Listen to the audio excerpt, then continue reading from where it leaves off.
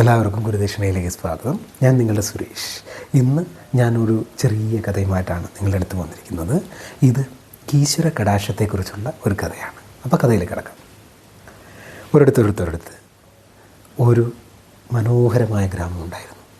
ആ ഗ്രാമത്തിൽ ഒരു ശ്രീകൃഷ്ണ ക്ഷേത്രമുണ്ടായിരുന്നു. ആ ക്ഷേത്രത്തിൽ പൂജ ചെയ്തിരുന്നത് വളരെ ശ്രേഷ്ഠനായ ഒരു വ്യക്തിയായിരുന്നു. വളരെ ജ്ഞാനമുള്ള വ്യക്തിയായിരുന്നു അദ്ദേഹം. അതുകൊണ്ട് തന്നെ വളരെ കുഞ്ഞിലെ തന്നെ അദ്ദേഹത്തിൻ്റെ കുട്ടിക്ക് അദ്ദേഹം പൂജാതി കർമ്മങ്ങൾ എങ്ങനെ ചെയ്യാമെന്ന് പറഞ്ഞു കൊടുക്കുമായിരുന്നു. അങ്ങനെയിരിക്കെ ഒരു ദിവസം ഇദ്ദേഹത്തിന് തൊട്ടടുത്തുള്ള ഒരു ഗ്രാമത്തിലെ വലിയൊരു പൂജയിൽ പങ്കെടുക്കേണ്ടതായിട്ട് വരുന്നു. അപ്പോൾ ഇദ്ദേഹം അമ്പലത്തിൽ അറിയിക്കുകയാണ്, നാളെ പൂജയ്ക്ക് എനിക്ക് വരാൻ കഴിയില്ല, പകരം ഞാൻ എൻ്റെ ഉണ്ണിയെ അവിടെ പൂജയ്ക്ക് അയക്കാം എന്ന് പറയുകയാണ്. അമ്പലത്തിലുള്ളവരെല്ലാവരും അത് സമ്മതിക്കുകയും ചെയ്യുന്നു. അങ്ങനെ വീട്ടിൽ വന്ന ശേഷം അദ്ദേഹം തൻ്റെ മകനെ വിളിച്ച്, മകനെ, നാളെ അമ്പലത്തിൽ പൂജയ്ക്ക് നീയാണ് പോകേണ്ടത്. പ്രത്യേകമായി ശ്രദ്ധിക്കേണ്ട ഒരു കാര്യം, നാളെ വിശേഷാലായിട്ട് ഒരു നിവേദ്യമുണ്ട്. അപ്പോൾ നിവേദ്യം കൂട്ടിയതിന് ശേഷമേ പൂജ അവസാനിപ്പിക്കാൻ പാടുള്ളൂ എന്നും ഇതോട് പറയുകയാണ്. ഇതെല്ലാം വളരെ അനുസരണയോടെ തലകുലുക്കി മകൻ സമ്മതിക്കുകയാണ്. അങ്ങനെ അദ്ദേഹം രാത്രി തന്നെ അടുത്ത ഗ്രാമത്തിലേക്ക് യാത്ര പോവുകയാണ്. പിറ്റേന്ന് രാവിലെ കുട്ടി എഴുന്നേറ്റ് റെഡിയായി അമ്പലത്തിൽ പോയി. അമ്പലക്കുളത്തിലെല്ലാം കുളിച്ച് ശുദ്ധിയായി കുഞ്ഞുമുണ്ടെല്ലാം ഉടുത്ത് അമ്പലത്തിൻ്റെ ശ്രീകോവിലിലേക്ക് പ്രവേശിക്കുകയാണ്.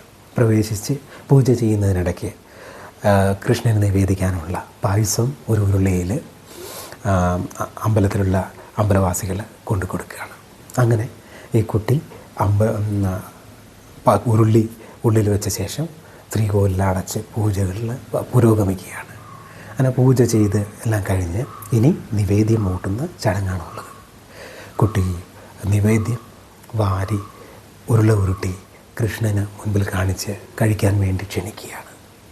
പക്ഷേ നിഷ്കളങ്കനായ ഈ കുട്ടിക്ക് എങ്ങനെയാണ് നിവേദ്യം ഊട്ടുന്നത് എന്നറിയില്ല. അച്ഛൻ പറഞ്ഞ അറിവ് വെച്ച് കൃഷ്ണന് ഊട്ടണം എന്ന് മാത്രമേ അവൻ അറിയുമായിരുന്നുള്ളൂ.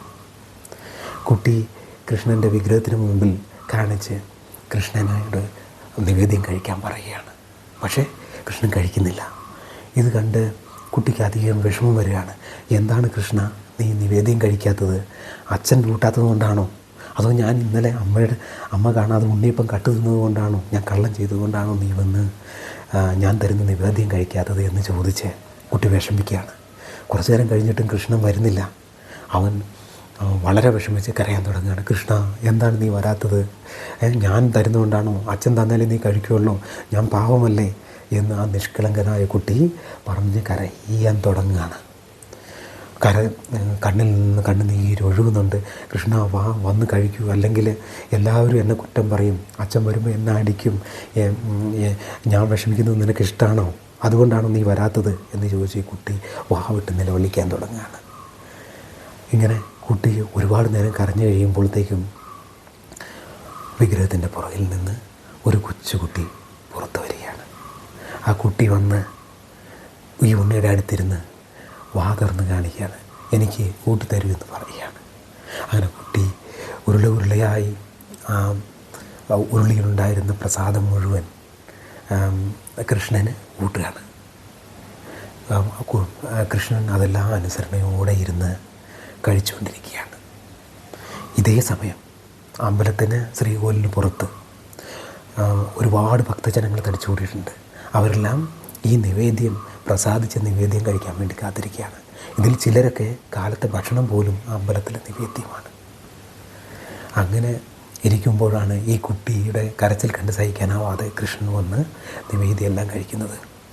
നിവേദ്യമെല്ലാം കഴിച്ച് കഴിഞ്ഞിട്ടും ആ ഉരുളി വടിച്ച് കൃഷ്ണന് അവസാന ഉരുള കൂടെ ഊട്ടിയതിന് ശേഷം ശ്രീകോവിൽ തുറന്ന് എങ്ങനെയോ ആ ഉരുളി പിടിച്ച് പുറത്തേക്ക് വെക്കുകയാണ്. പുറത്ത് നിൽക്കുന്ന അമ്പലവാസികളും എല്ലാവരും ഞെട്ടിപ്പോവാണ്.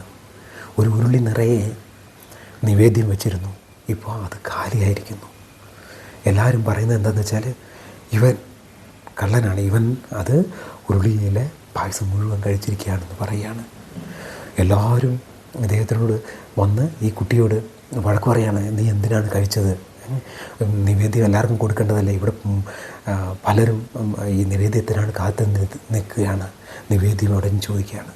അപ്പോൾ കുട്ടി പറയുകയാണ്, ഇല്ല അതെല്ലാം കൃഷ്ണനാണ് കഴിച്ചത്, ഞാൻ കഴിച്ചിട്ടില്ല എന്ന് നിറകണ്ണുകളോട് പറയുകയാണ്. പക്ഷേ എല്ലാവരും അവന് പിന്നെയും കുത്തുവാക്ക് പറയുകയാണ്. കുട്ടിയുടെ കണ്ണിൽ നിന്ന് കണ്ണുനീരൊഴുകുകയാണ്.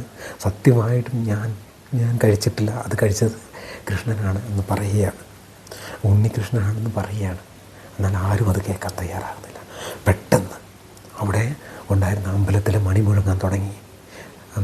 മുറ്റത്ത് ഒരു ചുഴലി പോലെ പ്രത്യക്ഷപ്പെട്ടു. പെട്ടെന്ന് ഒരു വെളിച്ചപ്പാട് അവിടെ ഉറഞ്ഞു തുള്ളുകയാണ്. ഉറഞ്ഞു തുള്ളിയിട്ട് പറയാണ്, ആ കുട്ടിയല്ല പ്രസാദം കഴിച്ചത്, ഞാനാണ്. ഇത്രയും നാൾ എനിക്ക് നിവേദ്യം തന്നതിലെ ഏറ്റവും സ്വാദിഷ്ടമായ നിവേദ്യം ഇന്ന് എനിക്ക് കിട്ടിയത് എന്ന് പറഞ്ഞ് അവ തുള്ളിയെ വെളിച്ചപ്പാട് അവിടുന്ന് ഇറങ്ങി ഓടിപ്പോവുകയാണ്. ഇത് കണ്ടതോടെയാണ് എല്ലാവർക്കും എന്ത് ചെയ്യേണ്ടതെന്ന് അറിയുന്നില്ല. എന്തു പറ്റി എന്നാൽ ഇത്രയും നാൾ അവിടെ വന്ന് പൂജ ചെയ്തവരുണ്ട്, പ്രാർത്ഥിച്ചവരുണ്ട്, അവർക്ക് ആർക്കും ലഭിക്കാത്ത